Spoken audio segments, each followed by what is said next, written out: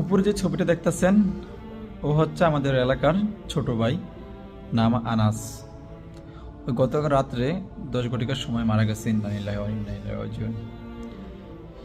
তার বয়স ছিল 18। সেও কিন্তু জানতো না তার মরণটা এভাবে হবে। হঠাৎ স্ট্রোক করে সে দুনিয়া মায়া ত্যাগ করে ওপারে চলে গেছে। আল্লাহ তার ভুলগুলি ক্ষমা করে ভালো কাজের উৎসে আল্লাহ তাআলা জান্নাত নসিব করুক, দোয়া করি আমি। আমাদের জীবনটা এরকমই। আমাদের কল্পনা হয়তো অনেক দীর্ঘ, এই দুনিয়া চিন্তা ভাবনা অনেক কিছু করি আমরা, কিন্তু আসলে এত চিন্তা ভাবনা দিন শেষে কিছুই না।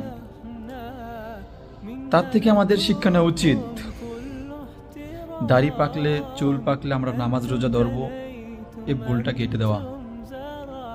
আমরা আজকের থেকে 5 ওয়াক্ত জামাতে নামাজ পড়ার চেষ্টা করি ইনশাআল্লাহ। সেও জানতো না সে আজকে মারা যাবে, অথচ সে চলে গেছে দুনিয়া মায়া ত্যাগ করে।